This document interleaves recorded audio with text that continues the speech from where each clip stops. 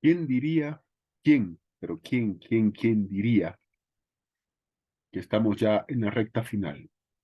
Son 10 clases, así es. Son 10 clases de teoría general del derecho, principios generales del derecho. Así es, son 10 clases. Y por supuesto, ya estamos llegando a la recta final, pero obviamente hoy es la octava clase, ¿no? Así que eso no tenga ninguna situación. Y también estamos llegando a fin de mes. Pero antes de nada, muy, pero muy buenas noches. Sean todos y cada uno de ustedes bienvenidos, bienvenidas a octava clase. Miento, novena, perdón, novena, lapsus linguis. Novena clase, nueve, sí, novena clase. ¿Quién lo diría? Novena clase, jueves 27 de abril. Y luego tenemos la última, que va a ser el jueves 4 de mayo. Habremos culminado las 10 clases respectivas, que por supuesto tenemos que avanzar. Y obviamente hoy en la novena clase tenemos que continuar y sobre todo agradecer por la participación de ustedes, la asistencia de ustedes, obviamente. Así que ese es un detalle importantísimo que hay que tomar en cuenta acá. Entiendo muy bien que, por supuesto, hay, obviamente, cierto grado de nerviosismo. La anterior clase veíamos que, obviamente, las preguntas, claro, más que preguntas eran comentarios sobre algunas cuestiones de cómo estar ahí presente, fechas de defensa, pero igual no se preocupen que siempre vamos a estar ahí para colaborarles, así es, siempre vamos a estar para colaborar a todos y cada uno de ustedes. Claro, no somos muchos, por supuesto, pero sí, el conocimiento es importante, es necesario, no solamente para una defensa, sino también para lo que es el ejercicio de la vida profesional. Entonces, ese es un detalle absoluto e importante. Así que bueno, ahora ya estamos en la novena clase, tenemos que continuar. Y lo más importante, ya el conocimiento queda, también tenemos y estamos en la situación de que las clases las grabamos, eso no tengan ninguna pena, ninguna novedad. Sí, las grabamos. Y lo más importante, que ya se acerca tarde o temprano la fecha de defensa de ustedes. La fecha de defensa se acerca.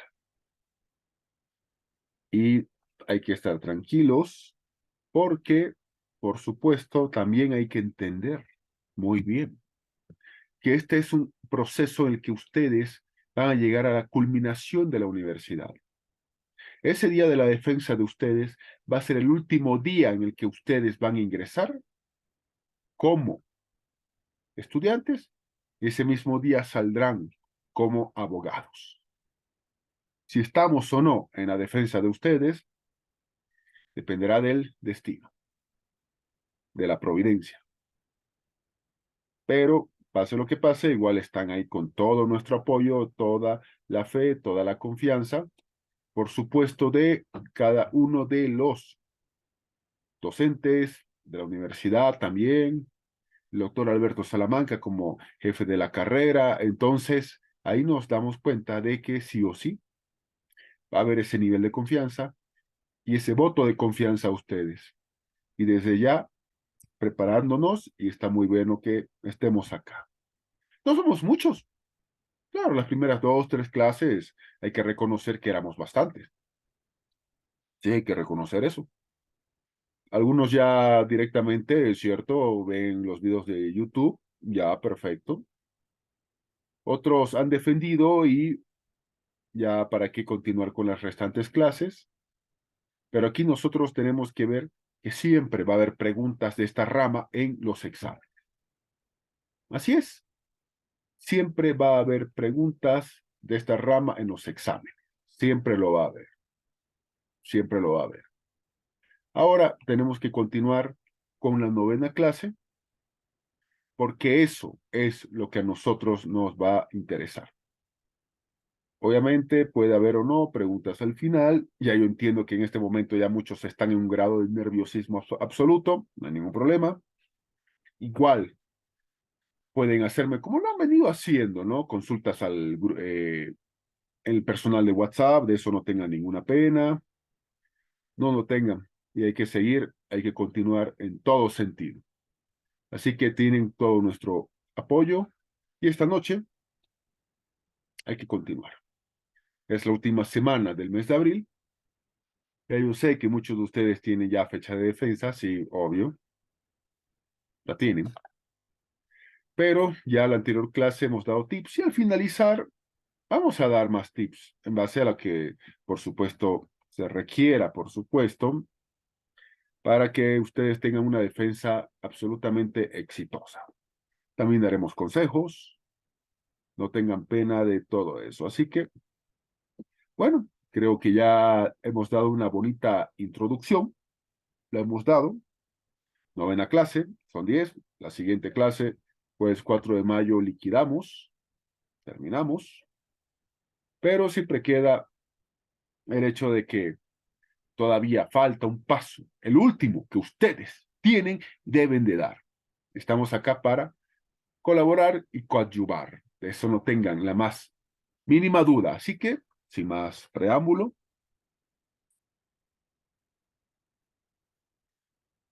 compartimos pantalla, por favor, y estamos en teoría general del derecho, principios generales del derecho.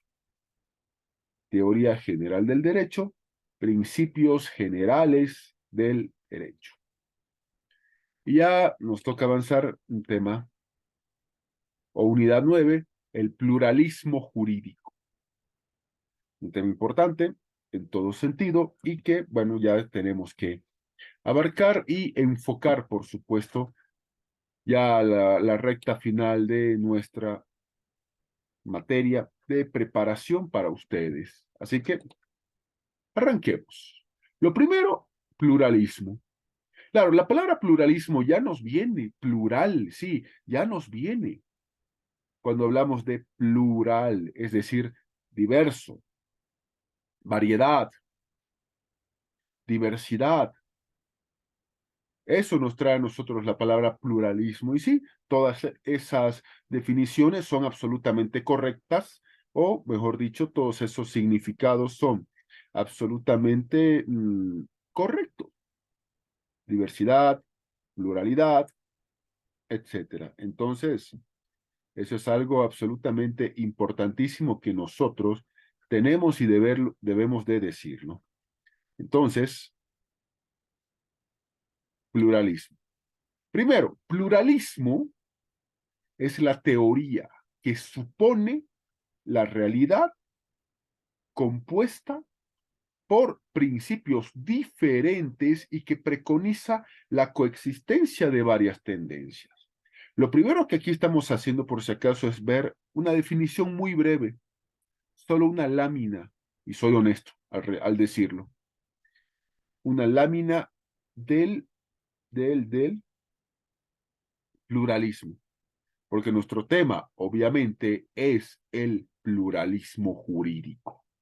Entonces, el pluralismo es la teoría que supone que hay una realidad compuesta por principios diferentes, por variedad, si usted quiere usar ese término, perfecto, y preconiza la existencia de varias tendencias. Entonces, eso es, por supuesto, la palabra pluralismo. Ahora, cuando hablamos del pluralismo jurídico, ahí ya nosotros tenemos que hablar de otra cosa absolutamente ligada, pero con grandes diferencias también. El pluralismo jurídico hace entender una definición, escuchen bien por favor, una definición alternativa del derecho, en donde la definición clásica de este se refiere a las normas generadas exclusivamente por el órgano legislativo. Lo primero es entender lo siguiente, claro, hay una definición del derecho que le hemos dado en esta materia y ustedes también la han visto en su debido momento. Claro, la definición, el conjunto de normas jurídicas emitidas por autoridad competente, sancionables, etcétera, y está perfecto. Pero también, hay que entender que el pluralismo jurídico da una definición alternativa a esta definición del derecho que nosotros tenemos que saber y que ya hemos conocido. Porque por lo general, y hemos visto la anterior unidad inclusive, el tema del órgano legislativo, cómo nace la norma jurídica de ahí. Y eso, por supuesto, es algo importante que siempre también van a consultar, el tema de el ordenamiento jurídico de cómo sale una normativa aprobada, bueno, en órgano legislativo, pero el pluralismo jurídico hace entender una definición alternativa a la definición clásica del derecho. Así que ese es un punto absolutamente importantísimo en todo esto. Ahora. Pluralismo jurídico se refiere a la coexistencia dentro de un mismo Estado, ojo con eso, la coexistencia dentro de un mismo Estado de diversos conjuntos de normas jurídicas positivas, sí, ya sabemos que es positivo escrito, en un plano de igualdad, respeto y coordinación. Eso supone el pluralismo jurídico. Diversos conjuntos de normas jurídicas positivas, plano de igualdad, respeto y coordinación, es decir, pluralismo jurídico, diversidad de sistemas jurídicos que hay en un mismo país y que tienen que absolutamente coexistir. Tienen absolutamente que coexistir. Así de sencillo. Todos tienen que coexistir. Así que bueno, ahí tenemos ese aspecto absolutamente importantísimo en todo esto que estamos hablando. Ahora, se trata de la coexistencia en el territorio de un Estado de diversas normativas jurídicas correspondientes, por lo general, a pueblos indígenas, que tienen una aplicación práctica a pesar de o en contra del ordenamiento jurídico oficial que rige en el Estado que se trata. Lo que pasa es lo siguiente. Aquí hay que entender también este punto en cuestión. Hay un Estado, hay un derecho oficial, que ya hemos visto en la anterior clase, emanado del órgano legislativo. Sí, se emana del órgano legislativo. Correcto, hasta ahí estamos bien, que es el derecho oficial del Estado.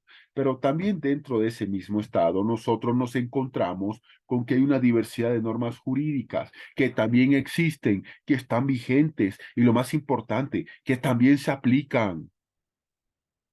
Y a pesar de estar contra el Estado, o a pesar del Estado, que tiene su propio ordenamiento jurídico propio, estas normas jurídicas sí existen, sí están vigentes, sí se dictan, sí se aplican. Entonces, este es un punto en cuestión absolutamente importantísimo a la hora de tomar en cuenta de el pluralismo jurídico. Así que bueno, ese es un detalle absolutamente necesario y ya tenemos ese punto, por lo menos ese punto de partida. Así que ya está ahí.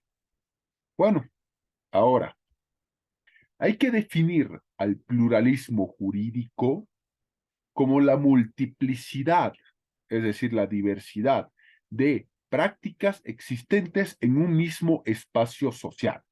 Hay una sola sociedad, sí, pero que está marcada por la aplicación de qué norma jurídica para la resolución de conflictos y obviamente cuando alguien vulnera la paz social en sociedad. Hay un espacio social que interactúa por conflictos o por consensos. Pueden ser oficiales o no, el derecho oficial del Estado o un derecho más consuetudinario, y teniendo la razón de ser en las necesidades materiales y culturales.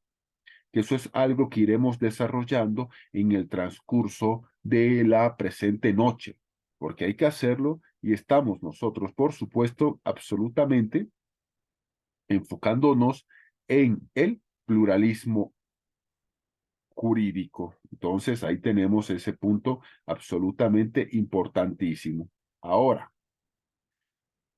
el surgimiento del pluralismo legal o pluralismo jurídico reside en el origen colonial. Así es, residen en el origen colonial. Residen en la época, por supuesto, de la colonia. Todos nosotros sabemos que aquí en América, fuimos colonizados y conquistados por, obviamente, países europeos. Algunos tuvieron mucha más presencia, otros no tanto, pero al final ahí se da la situación. Se da la situación de que, por ejemplo, los ingleses llegaron a conquistar Guyana, territorio de habla inglesa en el norte de Sudamérica, Belice en Centroamérica, Canadá, Estados Unidos, es decir, Norteamérica, por ejemplo. Los daneses, sí, Dinamarca, aunque no se crea, llegó a conquistar, por ejemplo, lo que es Groenlandia. Los neerlandeses, los de Países Bajos, antes conocidos como Holanda u holandeses, obviamente llegaron al norte de Sudamérica, ahí tenemos Surinam, un país absolutamente neerlandés, pero también llegaron a varias islas del Caribe, llámese las Antillas neerlandesas, y ahora ya son Curazao, Bonaire, Aruba, etcétera. Obviamente también tenemos los franceses. Hay una presencia importante francesa en islas del Caribe, en Quebec o Quebec, territorio canadiense, y la Guyana francesa, que es obviamente América del Sur, pero la parte norte. Tenemos obviamente una zona muy grande en América del Sur, que es la herencia portuguesa y donde hablan el idioma portugués. Y también tenemos desde el sur de Estados Unidos hasta el sur de Sudamérica, nuestra América Latina, nuestra América castellana, nuestra América hispana, que se habla el idioma que en este momento estamos nosotros absolutamente hablando, castellano o español, aunque la Constitución boliviana indica que se llama castellano. Entonces, ese es un detalle absolutamente no menor en todo esto. Entonces, esta América, por supuesto, fue colonizada y conquistada por países europeos. Y estos países europeos ejercieron un dominio económico y político sobre todos estos terrenos y territorios, por supuesto, de lo que hoy conocemos como América. Entonces, ¿qué sucede? Dominaron los europeos económica y políticamente a estos países aquí en nuestra América. Y obviamente la gente del lugar estuvo absolutamente obligada a aceptar las normas jurídicas de quienes conquistaron estos pueblos, que imponieron forzosamente en un mismo espacio geográfico el derecho que tenía el Estado colonizador sobre los derechos tradicionales de los pueblos conquistados.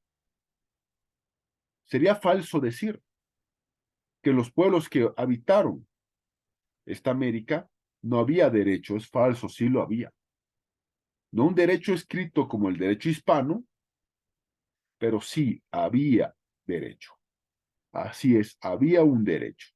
Y ese derecho, por supuesto, que fue relegado por el derecho de los conquistadores sobre los pueblos conquistados y se aplicaba acá, por supuesto, el derecho de los conquistadores, por encima del derecho tradicional que, por ejemplo, naciones y pueblos indígenas originarios campesinos tenían mucho antes de la llegada de los europeos al continente. Entonces llega el europeo, se impone y obviamente aplica el derecho del mismo Estado. Lo aplica por encima del derecho tradicional. Y ahí tenemos un gran aspecto absoluto en todo sentido. Así que bueno, ese fue el caso boliviano, por supuesto, con el derecho español, con las instituciones españolas, que una vez lograda la independencia y llegada a la república, se seguían manteniendo las instituciones españolas, entre ellos el derecho español, que hemos visto en su momento, tiene, por supuesto, como fuente al derecho romano, es decir, el derecho español es un derecho escrito, fuente del derecho romano y por lógica también nosotros heredamos ese derecho romano que tiene que estar escrito y eso es lo que nosotros tenemos en este momento como respuesta y resultado a el sistema jurídico. Pero este sistema también nos aplica dicho aspecto. Nos aplica de que lo mantenemos al día de hoy coexistiendo con un sistema consuetudinario. Así de sencillo. Con un sistema consuetudinario, que ese sistema está vigente. Así nomás. Y ya. Así nomás. Y ya. Entonces ahí tenemos ese aspecto importante. En nuestro caso, del derecho romano con el derecho español.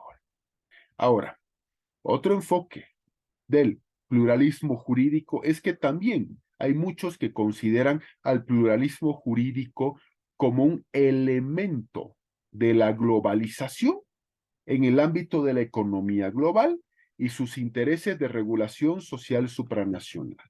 Claro, por supuesto, estamos hablando de, obviamente, que es producto también de la globalización. Sí, sí, claro. Donde ya no podemos nosotros, por supuesto, hablar de que el pluralismo jurídico se hable solamente en Bolivia. No, eso es falso. Se está hablando en muchos países de América Latina, Asia, África, etcétera. Entonces, sí, se está absolutamente hablando y no es un fenómeno absolutamente ya boliviano como algunos pretenderían ver. No, no, señores, no es así. No es así. Sino que, obviamente, es un fenómeno que ya nosotros tenemos ahí y que ya es un fenómeno globalizado. Y bueno, ese es un aspecto importante, así que ya tenemos también dicho criterio absoluto en todo esto. Ahora, la realidad muestra nuevas y múltiples formas de producir derecho.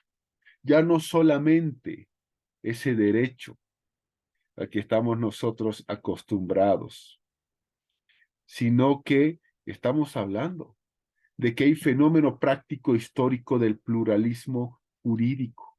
Ya no solamente estamos hablando absolutamente del derecho tradicional, que es el que veíamos la anterior jornada, el anterior jueves.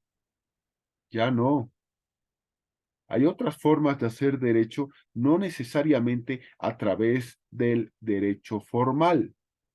Y eso es lo que el pluralismo jurídico nos intenta mostrar y la realidad boliviana, nosotros también nos damos cuenta de eso, pero aquí le estamos sistematizando para los fines respectivos.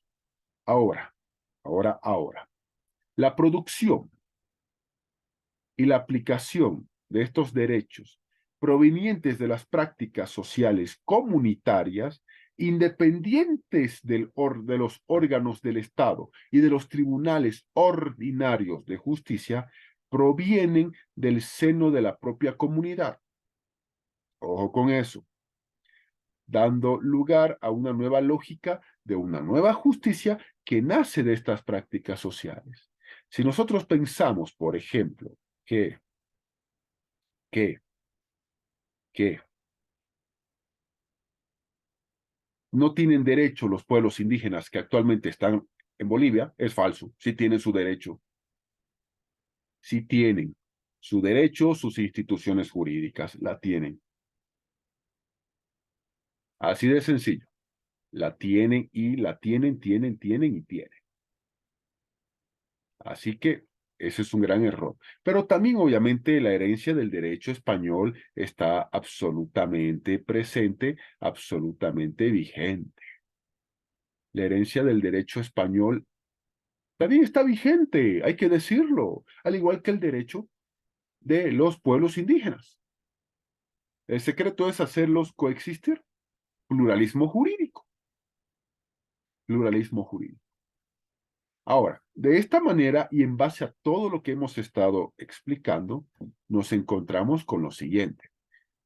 Se asiste a un escenario por el cual tenemos, por una parte, normas jurídicas inspiradas en el liberalismo emergente de la Revolución Francesa y sus consecuentes modificaciones, que son cuáles, las que pone en vigencia el Estado. En la anterior clase veíamos, por favor, el procedimiento legislativo o procedimiento parlamentario, y que obviamente un parlamentario, cuando redacta una ley, se llama proyecto de ley, porque es su tarea constitucional. Un ciudadano redacta un anteproyecto, porque sí, nosotros los ciudadanos podemos realizar anteproyectos. Perfecto. Y hay un procedimiento para que ingrese en vigencia estas normas jurídicas, que ya lo veíamos la anterior clase. Obviamente hay un nivel de publicación en la Gaceta previa promulgación por el presidente del Estado. Así que ya tenemos dicho aspecto. Pero por otro lado, así es, por otro lado, tenemos normas jurídicas originadas en las culturas anteriores a la conquista de América por los europeos, ya expliqué hace rato, daneses, franceses, portugueses, ingleses, españoles. Aquí está. Obviamente, como paréntesis y anécdota, llegaron muy tarde y nunca llegaron al reparto colonial Alemania y Bélgica, que eran potencias colonizadoras que conquistaron otras partes, Bélgica al menos varios países de África, pero no, aquí a América Latina o a América, mejor dicho, continental, no llegaron, así que tranquilos. Entonces, habían normas jurídicas en estas culturas que habitaban esta América antes de la llegada de los europeos. Y la llegada de los europeos no cambió ni arrancó ese derecho consuetudinario indígena o de los pueblos indígenas, no lo arrancó. Más bien que este derecho se mantuvo, estuvo vigente en la época de la colonia, no se perdió. Pero también, ¿qué ocurre? Que del periodo de 1809 hasta 1825 ocurre, al menos en esta parte del mundo, lo que son los procesos de independencia.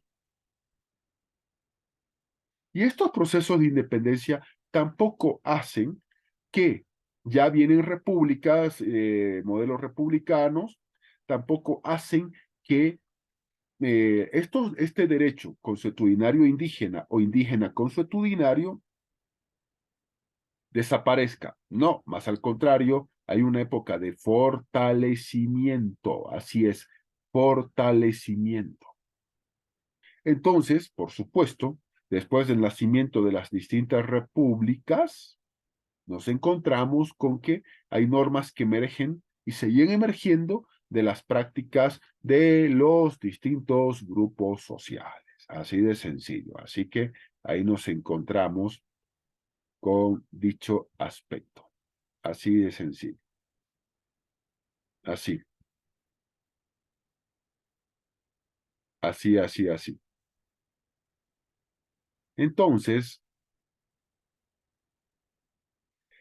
Ahí nos encontramos con ese aspecto en cuestión. Así que, bueno, importante. Pero en ambos casos, sí, en ambos casos, casos anteriores, las normas jurídicas de la Revolución Francesa, que luego el Estado las pone en vigencia, y las normas consuetudinarias, nos encontramos con que en ambos casos las normas paralelas son ignoradas por el ordenamiento jurídico oficial. Así, sea que llegan los estados o no, estas normas, entre comillas, paralelas, las ignora el Estado. Los estados aparecen, hacen su propio ordenamiento jurídico, sus propios órganos legislativos y directamente no reconocen este ordenamiento jurídico así, las ignora, eh, tampoco a sus operadores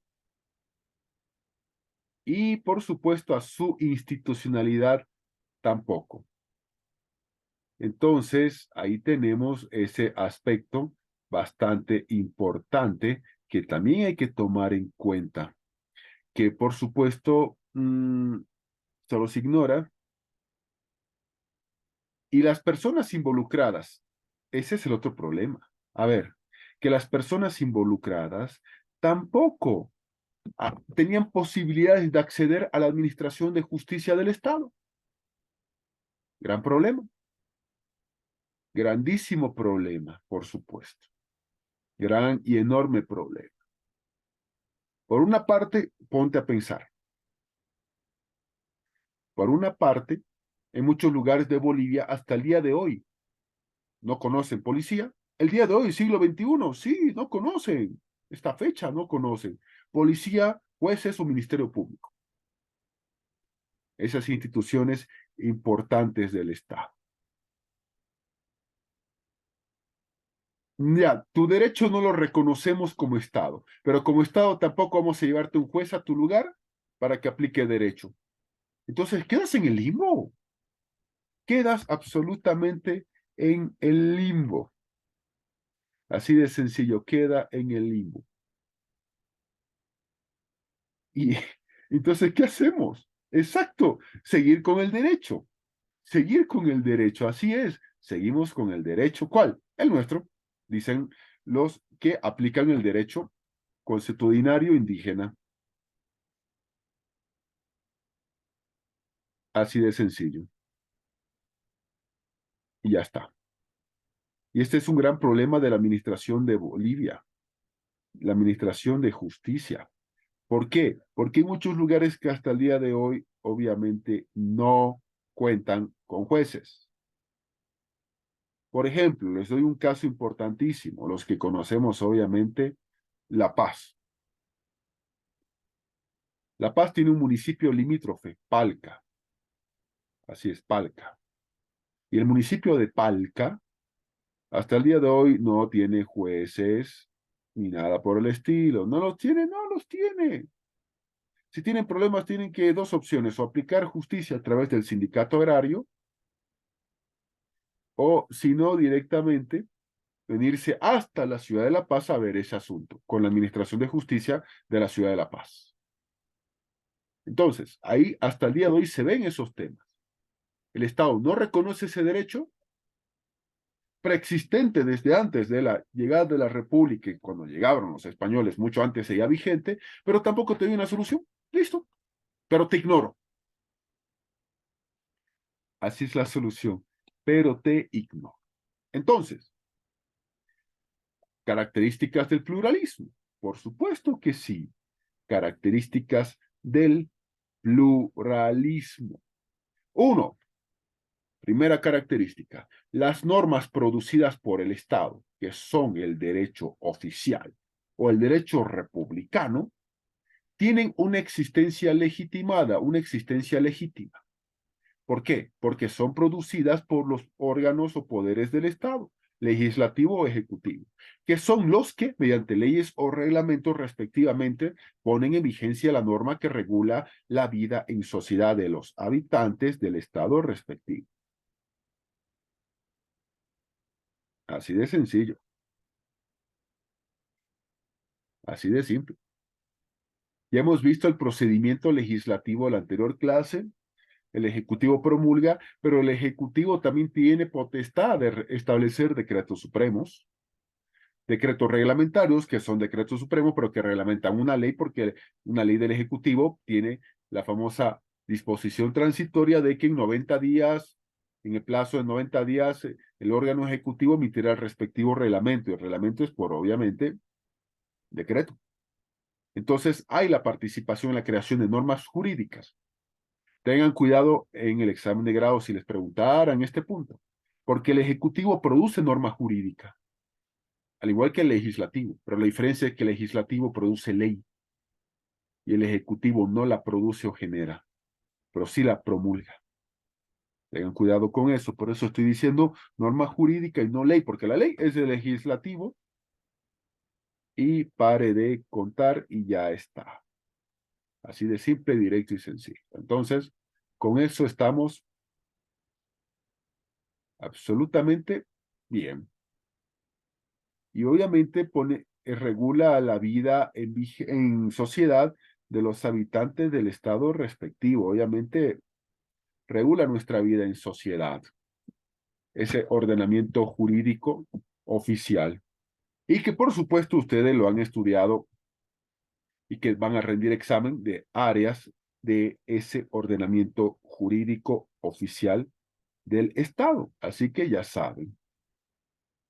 Pero también nosotros tenemos como segunda característica que las normas indígenas, llamada también derecho consuetudinario indígena o derecho indígena, suelen ser vistas como la expresión palpable, así se ven por si acaso, así las suelen ser vistas por muchas personas inclusive, como la expresión palpable del atraso de los pueblos, ¿no? Lo ven a ese derecho como un derecho arcaico, un derecho del atraso, un derecho no debería existir, ¿para qué?, etcétera. Lo ven como un conjunto normativo salvaje, conjunto normativo inhumano, que como no es reconocido por el Estado, ya tiene que ser superado, ya superemos esa etapa, muchos dicen, de una vez, o directamente que se ha trascendido, ya qué bonito, estudiemos en algún momento, pero no viene al caso hacerlo, ¿para qué?, etcétera.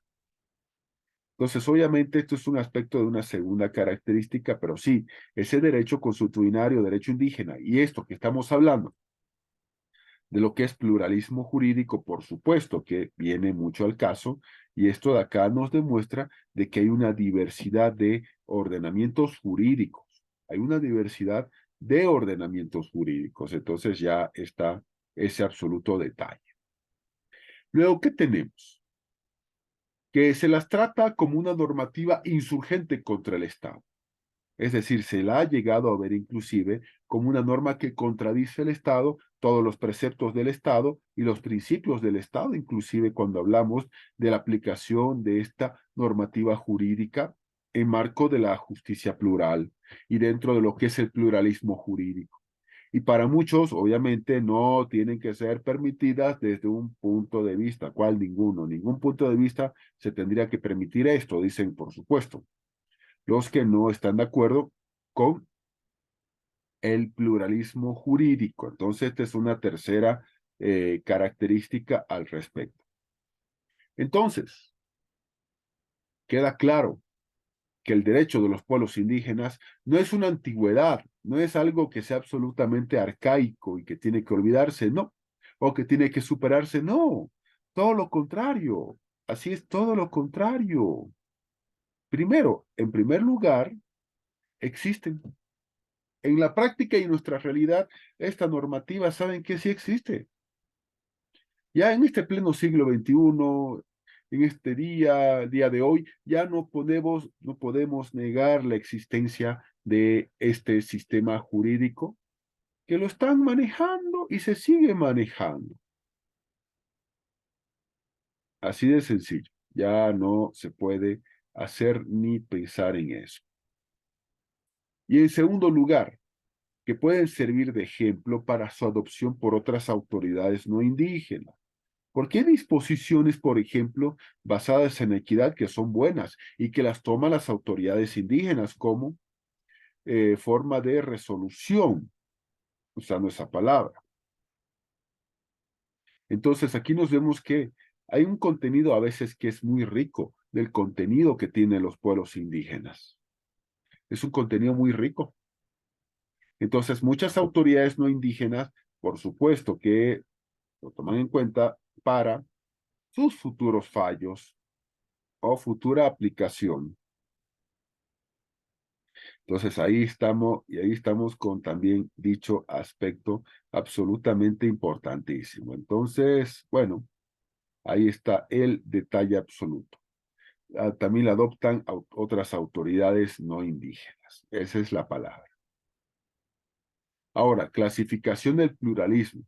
Hay una clasificación del pluralismo jurídico, por si acaso. ¿Una clasificación? Sí, señores, hay una clasificación del pluralismo jurídico. Y hay dos tipos de clasificación dentro de lo que es esta figura de pluralismo jurídico. La primera de ellas es lo que llamamos pluralismo jurídico formal unitario y la segunda, el pluralismo jurídico formal igualitario. No nos olvidemos, hay un pluralismo jurídico formal unitario y un pluralismo jurídico formal igualitario. Vamos con el primero. El pluralismo jurídico formal unitario dice que tiene lugar cuando el derecho estatal ha reconocido la coexistencia de dos o más sistemas de derecho en su sentido social, es decir, la aplicación social de la sociedad, incluyendo la misma constitución.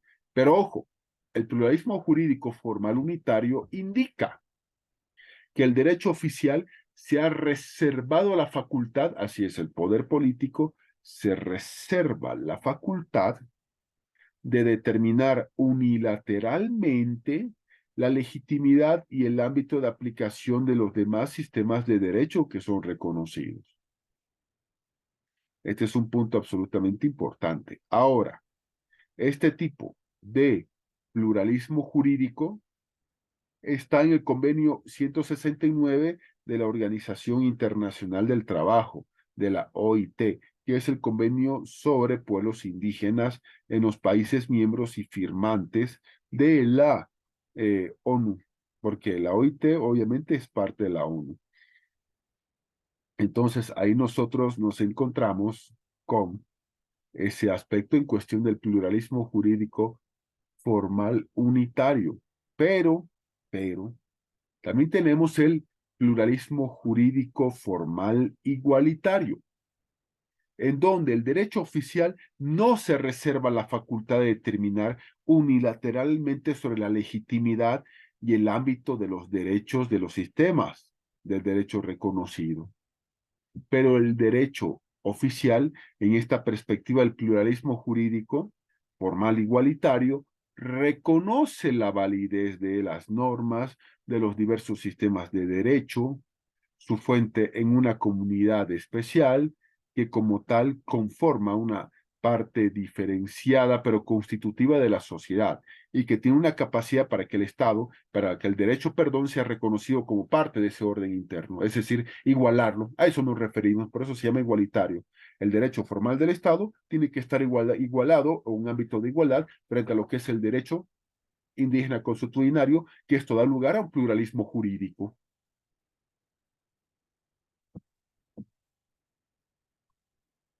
Ahora, pluralismo jurídico en Bolivia.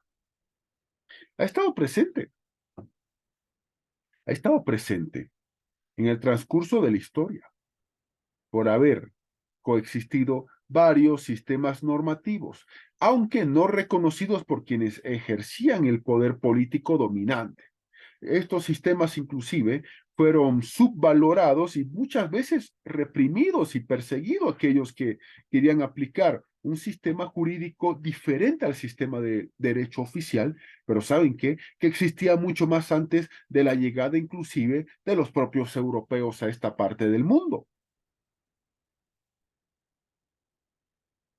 Entonces, si bien el mandato de la anterior constitución era reconocer lo multiétnico y lo pluricultural de Bolivia, hablando de la anterior constitución boliviana, es el Código de Procedimiento Penal, sí, el Código de Procedimiento Penal, que le da un gran valor en lo que respecta a la justicia comunitaria o justicia indígena.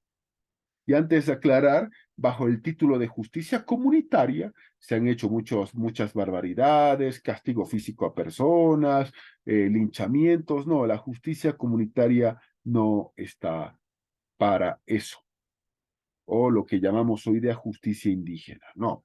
Pero importantísimo ha sido que el Código de Procedimiento Penal, que es anterior a la actual Constitución Política del Estado, ya nos decía a nosotros lo siguiente. Se tiene un artículo 28 del procedimiento penal. Se extinguirá la acción penal cuando el delito o la falta se cometa dentro de una comunidad indígena y campesina por uno de sus miembros en contra de otro y sus autoridades naturales hayan resuelto el conflicto conforme a su derecho consuetudinario, es decir, hay autoridades naturales, pero ya han resuelto conforme a su derecho comunitario o derecho consuetudinario indígena. Siempre que esa resolución no sea contraria, anótense esto, a los derechos fundamentales y garantías establecidas para las personas y que la Constitución Política del Estado establece. Y obviamente aquí dice que hay una ley que compatibilizará la aplicación de ese derecho consuetudinario indígena. Entonces aquí ya nosotros nos encontramos con una absoluta figura de que el procedimiento penal anterior ya establecía ya la extinción de la acción penal por la justicia comunitaria. Entonces, ese es un importante aspecto que también debemos mencionarlo en todo sentido. Y que la ley compatibilizara la aplicación del derecho consuetudinario indígena. Entonces, esto es otro aspecto absolutamente importantísimo. Ahora, la actual constitución política del Estado, como ya nosotros lo sabemos, elimina la palabra nacional y establece lo plurinacional. Y dentro de eso plurinacional, que coexisten y habitan, según la actual constitución, los pueblos indígenas, se estipula con la actual constitución lo que es el pluralismo en diversos aspectos. Se estipula lo que es el pluralismo. Y eso es algo que también uno tiene que ponerse a pensar, que ya la actual constitución nos dice el pluralismo. Primero, el artículo primero o artículo 1 de la Constitución Política del Estado Boliviano es absolutamente clara. Bolivia se constituye en un Estado unitario, social, de derecho plurinacional comunitario, libre, independiente, soberano, democrático, intercultural, descentralizado y con autonomías. Luego, a la continuación, que Bolivia se funda en la pluralidad y el pluralismo político, económico, jurídico, cultural, lingüístico dentro de ese proceso de integración de Bolivia.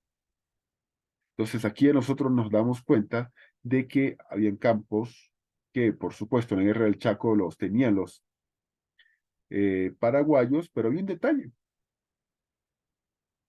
había un gran detalle. Los paraguayos, en su gran mayoría, guaraníes, coincidían con los guaraníes bolivianos.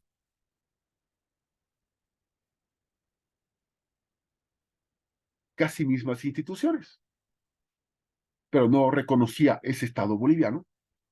Y hablo de la Guerra del Chaco porque fue la que se fundó el Estado Nacional, a los fines prácticos, no fue con Bolívar. Un Estado que luego ahora nosotros llamamos plurinacional, que reconoce, miren ustedes, si he puesto con negrilla, lo que es el pluralismo, pero desde el punto de vista jurídico, que es el que, por supuesto, en este momento a nosotros nos interesa. ¿Quién diría, no? Que en la Guerra del Chaco se funda el germen de la nación boliviana, pero que ya con la Constitución del año 2009 nos encontramos con la situación de la plurinacionalidad de Bolivia, la plurinacionalidad de nuestro país. El artículo 1 es claro, habla de pluralismo económico, político, jurídico, cultural, etcétera.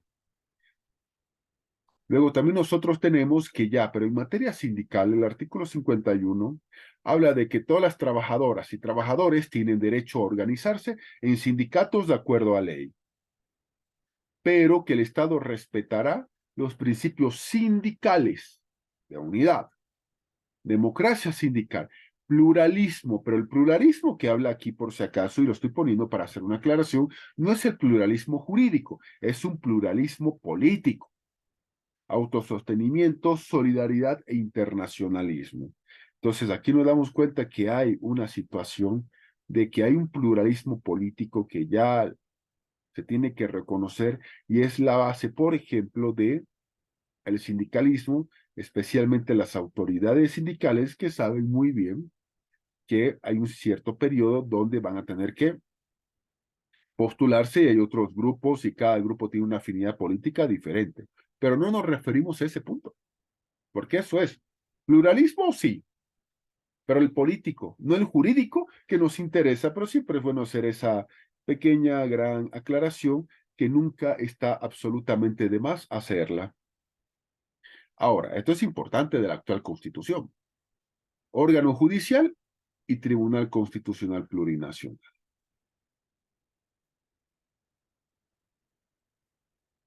Aquí es importante lo siguiente. Aquí es importante lo siguiente que les voy a decir, porque obviamente esto es algo que por supuesto pueden a ustedes preguntar en el examen de grado. En el examen de grado. Vuelvo a compartir pantalla. Miren ustedes. Órgano judicial y Tribunal Constitucional Plurinacional. Hay una pregunta que siempre se hace, y a ustedes se las van a hacer. ¿Sí? Si el Tribunal Constitucional Plurinacional es parte del órgano judicial.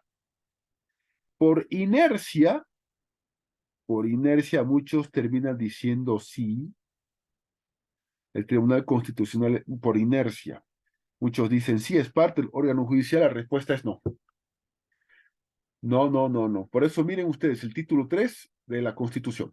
Órgano judicial y Tribunal Constitucional. De hecho, este año también hay elecciones judiciales y del Tribunal Constitucional. Y este año, por supuesto, claro, se habla muy bien de la diferencia que hay entre órgano judicial y Tribunal Constitucional. El Tribunal Constitucional no es parte del órgano judicial, tampoco es parte de ninguno de los órganos del Estado, es un órgano independiente que, de acuerdo a la Constitución, está sometido solo a la Constitución política del Estado y no al órgano judicial ni a otro órgano del Estado.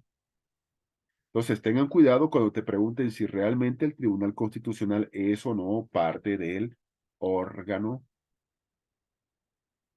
judicial, porque la respuesta es no, no lo es para nada, para nada, para nada, para nada. Así de sencillo y así de simple. Así de simple en todo este criterio importante. Pero entonces hay que arrancar por lo siguiente. Ya hemos hecho la aclaración, órgano judicial, Tribunal Constitucional, para de contar. La potestad de impartir justicia, dice el artículo 178, parágrafo 1 de la actual Constitución, nos dice que la potestad de impartir justicia emana del pueblo boliviano, pero se sustenta en varios principios, entre ellos independencia, imparcialidad, seguridad jurídica, eh, publicidad, probidad, celeridad, gratuidad, claro, la justicia es gratuita, entre comillas, pluralismo jurídico, más claro, imposible. Y interculturalidad, equidad, servicio a la sociedad, participación ciudadana y respeto a los derechos. Lo que más interesa, obviamente, es lo que está aquí ya establecido. Obviamente, el pluralismo jurídico. Así de sencillo. Entonces, dicho eso, ese es el artículo 178, parágrafo 1, del título 3 de la Constitución, órgano judicial y Tribunal Constitucional. Ahora, esto de acá es importante, porque aquí esto le pueden preguntar a ustedes. Lo van a hacer. Así que con esto presten ustedes mucha, mucha, mucha, mucha, mucha, mucha atención, por favor. Ya, el artículo 179, parágrafo 1 de la Constitución boliviana es claro. ¿Y qué nos dice? Nos dice lo siguiente. Nos dice que la función judicial es única. Así es, la función de administrar justicia es única, es una sola. Una sola administración de justicia, sí, pero se divide en jurisdicciones. ¿Hay una jurisdicción ordinaria? Correcto, hay una jurisdicción ordinaria que se ejerce por el Tribunal Supremo de Justicia, tribunales departamentales de justicia, tribunales de sentencia y los jueces, que esto es lo que antes se llamaba la justicia ordinaria, pero ahora recibe el nombre de jurisdicción. Ahora es el nombre de jurisdicción. Entonces, ese es un aspecto importante. Entonces, la función judicial es única, sí, pero se divide en jurisdicciones. Ordinaria es la primera. Luego tenemos nosotros que hay una jurisdicción agroambiental, donde hay tribunales y jueces agroambientales. Y bueno, pero también nosotros tenemos que hay la jurisdicción indígena originaria campesina. Se ejerce por sus propias autoridades. Y también habrá jurisdicciones especializadas que estén reguladas por la ley. Entonces, esta jurisdicción indígena originaria campesina ya nos muestra que al ser una jurisdicción, así como lo es la jurisdicción ordinaria, ya muestra un nivel de igualdad.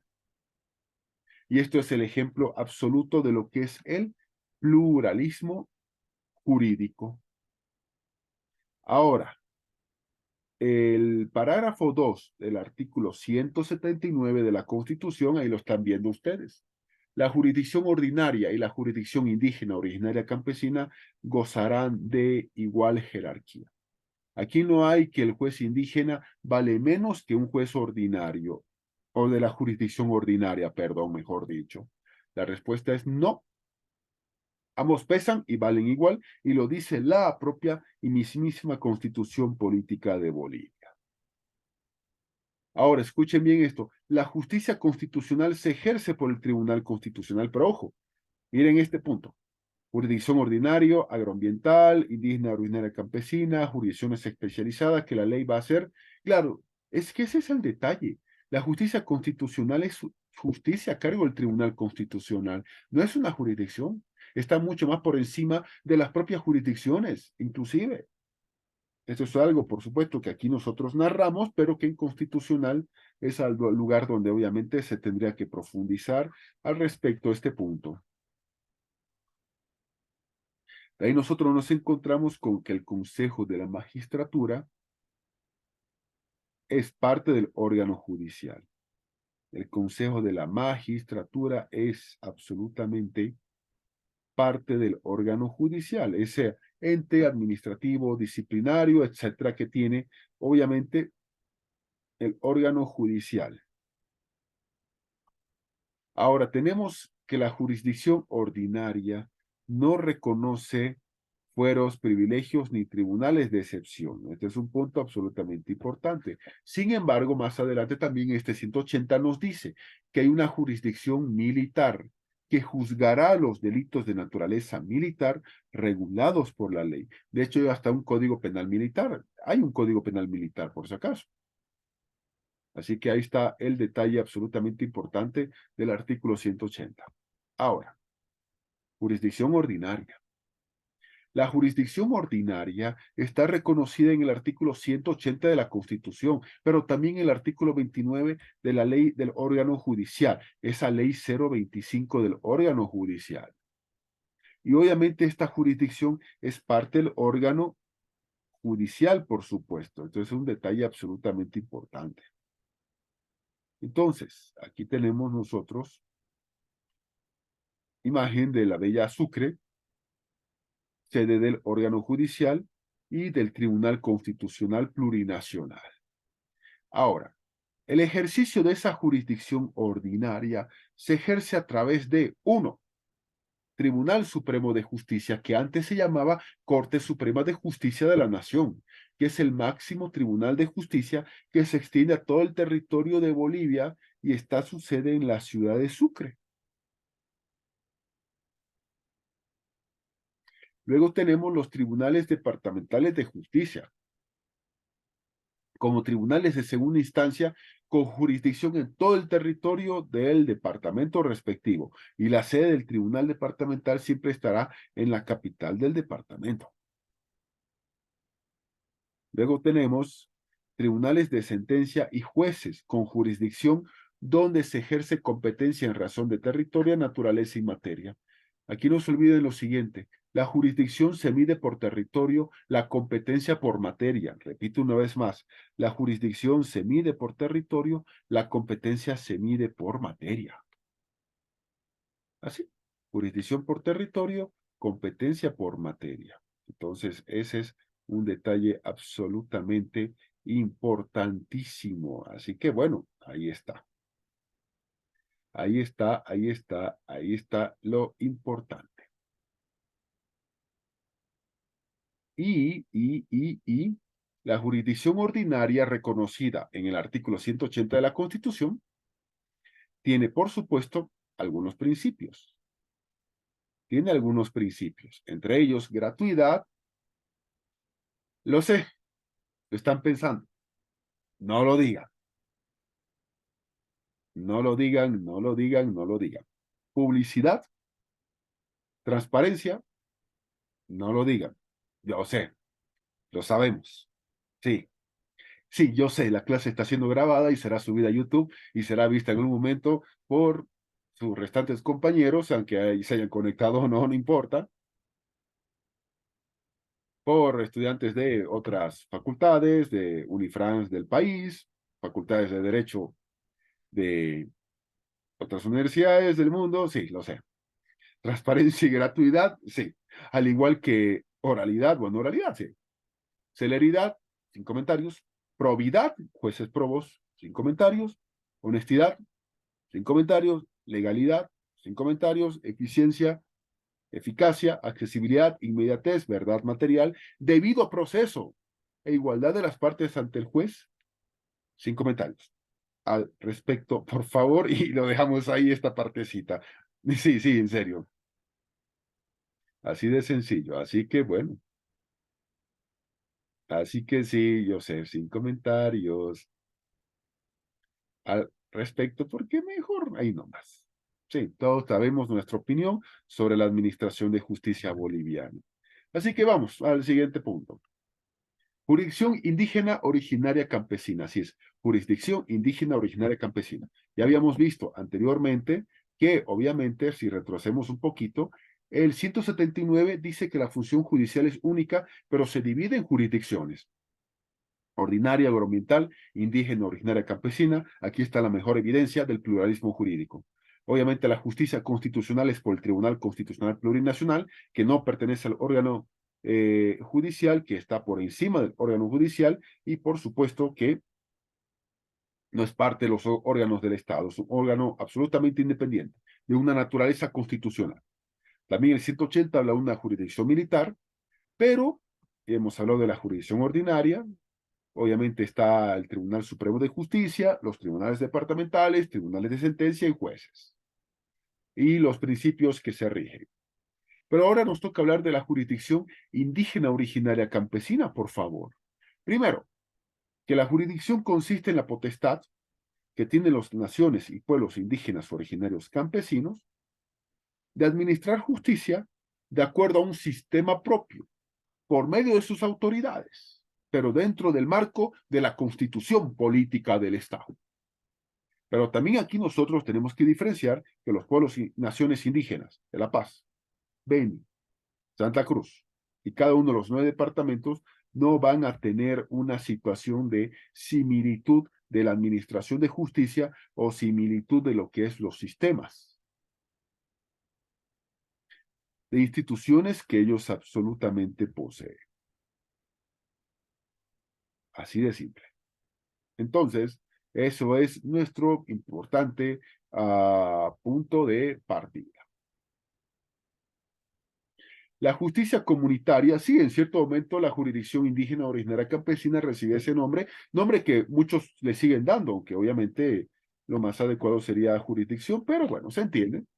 Es una institución del derecho consuetudinario, correcto. Es una institución del derecho consuetudinario, por medio del cual se sancionan conductas que se consideran reprochables en ese ámbito social comunitario.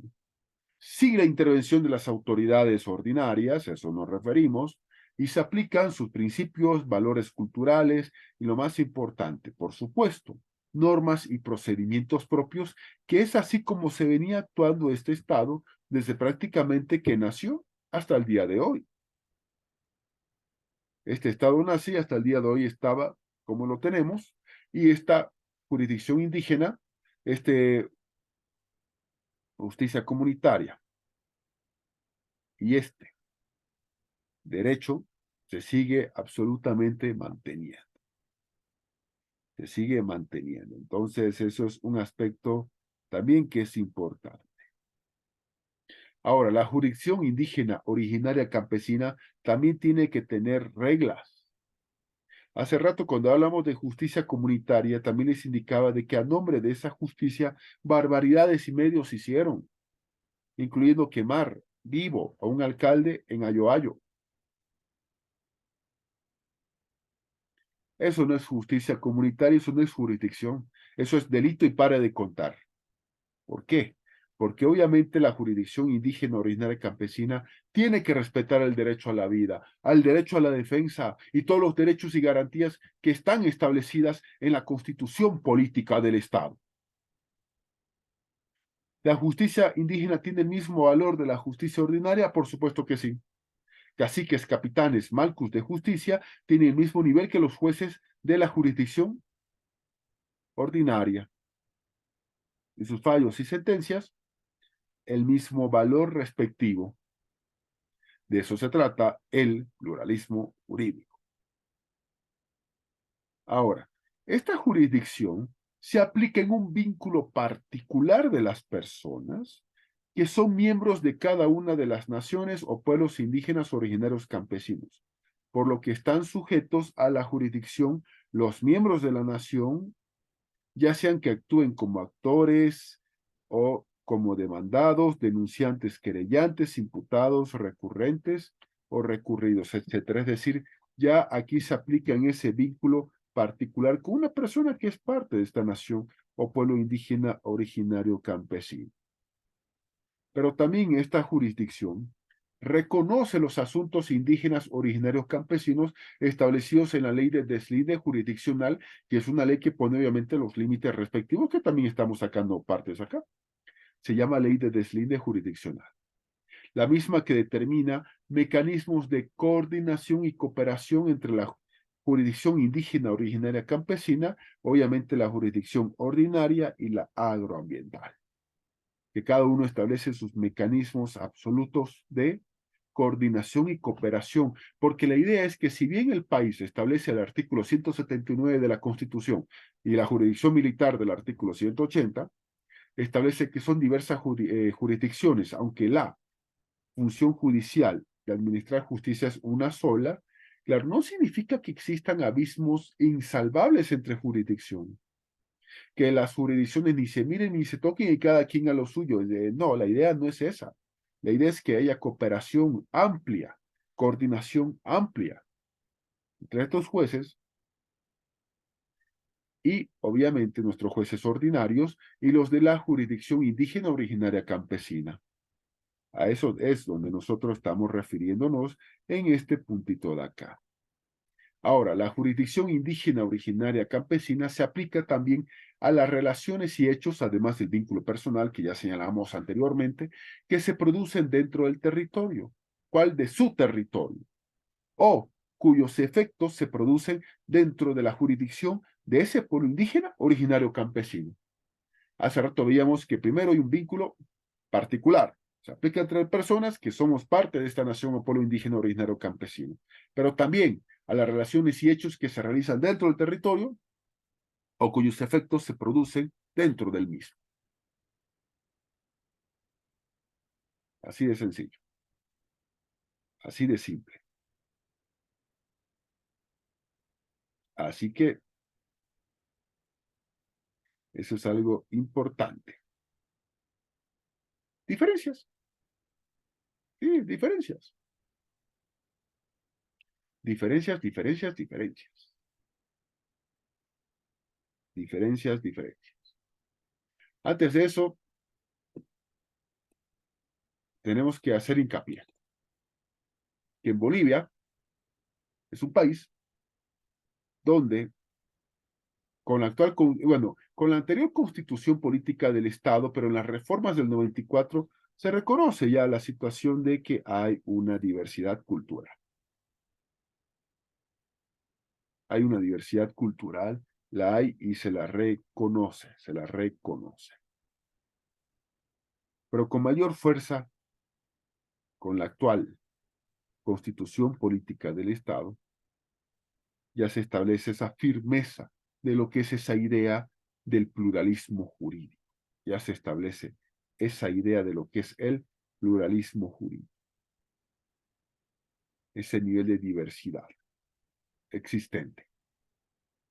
Entonces, aquí ya llega el punto en el que nosotros también tenemos que establecer otros aspectos, pero hay que reconocer este punto.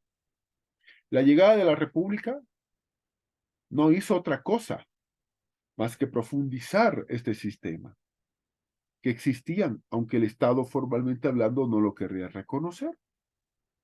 No lo reconocía y no lo iba a reconocer y al final terminó haciéndolo. Hablamos de pluralismo jurídico, hablamos de una constitución boliviana que establece el pluralismo jurídico, hablamos de diversidad de jurisdicciones, aunque la función judicial es única, pero las dividimos en diversas jurisdicciones como estamos viendo acá. Como estamos viendo acá. Y eso es obviamente un aspecto absolutamente urgente, necesario, importante que hay que entender. Pero también lo que son las jurisdicciones. Indígena, originaria, campesina, con sus autoridades, procedimientos propios, la ordinaria, que es la justicia ordinaria, la agroambiental, que por supuesto tenemos que explicar en todo este sentido y todo este momento. Así que bueno, lo que hacemos es, un segundo por favor. Ahora sí, porque estábamos en el puntito de diferencias. Primero, en la justicia ordinaria, la jurisdicción ordinaria es de aplicación nacional. Eso es algo que ustedes lo saben. Han estado ya 4 años en la universidad viendo todo lo que es la justicia ordinaria y que es de aplicación nacional. Entonces, eso, por supuesto, es un punto de partida al conocimiento que ustedes ya lo tienen. ¿Se ejercen recursos para la impugnación? Correcto que sí. Que obviamente en materia penal, constitucional, civil, las tendrán que explicar. ¿Las partes se presentan por medio de representantes? Sí, también algún apoderado o directamente tu abogado, que es un derecho irrenunciable. Es decir, es un sistema profesional, donde en su generalidad el procedimiento está escrito. Ya hemos visto lo que era el derecho positivo también, no nos olvidemos de dicho aspecto, el derecho escrito. Empleamos un lenguaje técnico jurídico correcto. Participación del Estado por medio de autoridades jurisdiccionales, sí, hay un procedimiento para selección de jueces magistrados. Los magistrados, obviamente, del Tribunal Constitucional Plurinacional y del órgano judicial, donde está el Tribunal Agroambiental, Tribunal Supremo de Justicia y las autoridades del Consejo de la Magistratura son elegidas por voto popular y ¿qué creen? Este año son las elecciones. Se habla de noviembre, todavía no hay fecha. Pero hay autoridades que ejercen jurisdicción y competencia, no se olviden eso. La jurisdicción se mide por territorio y la competencia por materia. Un juez podrá ser juez de familia, pero si no está en su propio territorio o jurisdicción, mejor ahí nomás. Ese es un detalle absolutamente importante en todo esto que estamos hablando. Se emplea lenguaje técnico jurídico, por supuesto. Y ojo, a ustedes en el examen de grado les van a exigir que las respuestas que den las hagan usando lenguaje técnico jurídico y el tribunal va a pedirles que los hagan. Acuérdense de mí. Tienen que hablar con lenguaje técnico y jurídico. Hay participación del Estado por medio de autoridades jurisdiccionales, sí, que el mismo Estado designa. Hay procedimientos largos y tardíos también, que no se permite la celeridad en muchos casos, correcto.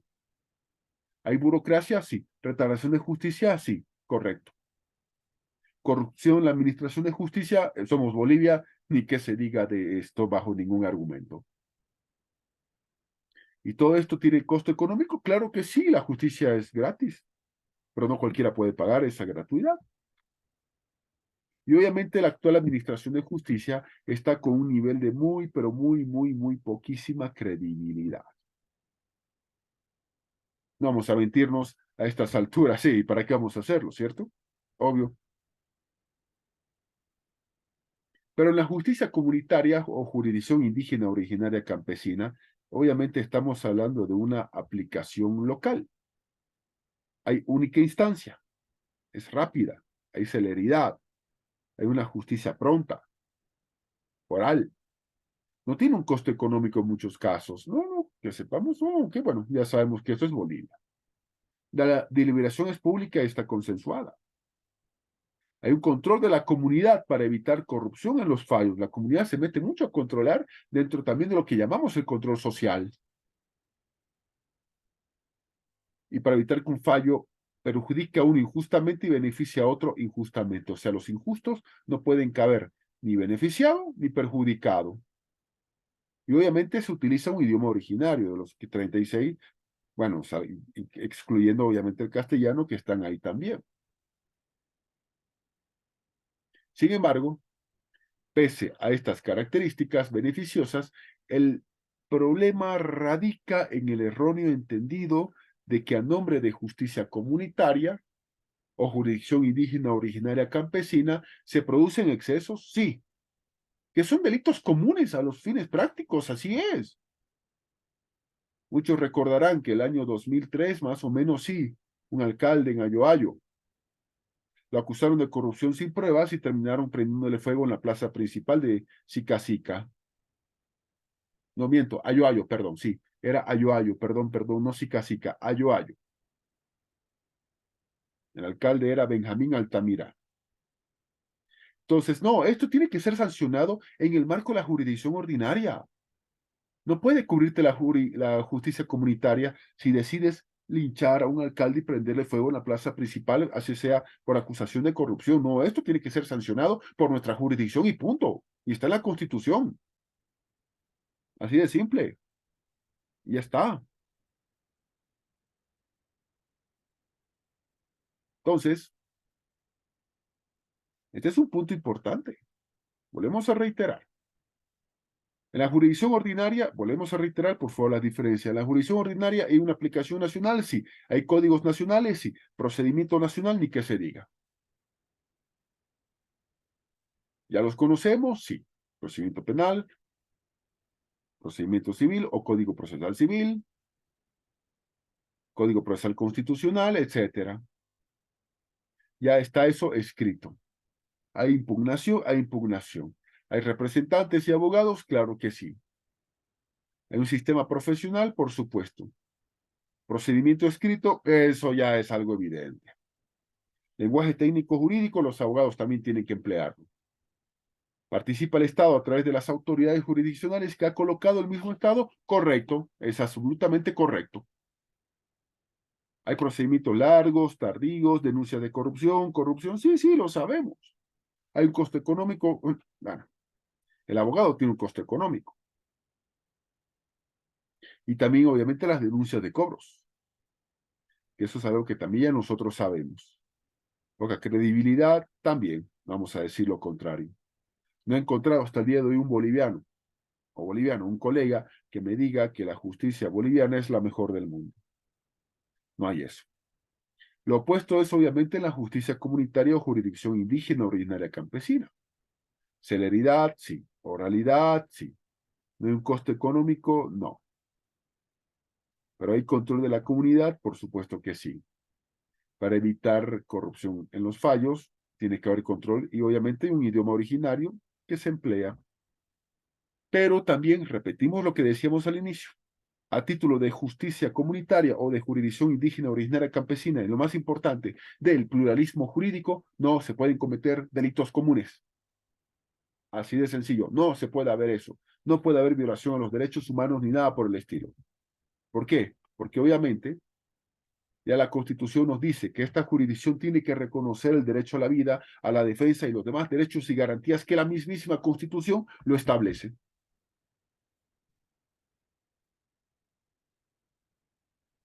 Así que esos son detalles absolutamente importantísimos. Y bueno,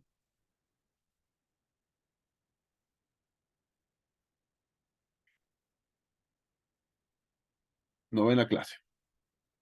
Novena. ¿Quién lo diría? Estamos en la novena. Eso implica, habilitamos, por favor, si hay alguna consulta, duda, comentario al respecto, alguna duda que siempre puede llegar a haber, siempre puede llegar a existir. También tenemos algunos, bueno, reiterar algunos consejos que es bueno tenerlos, así que en este momento cedemos la palabra a ustedes para que procedamos. Adelante, por favor.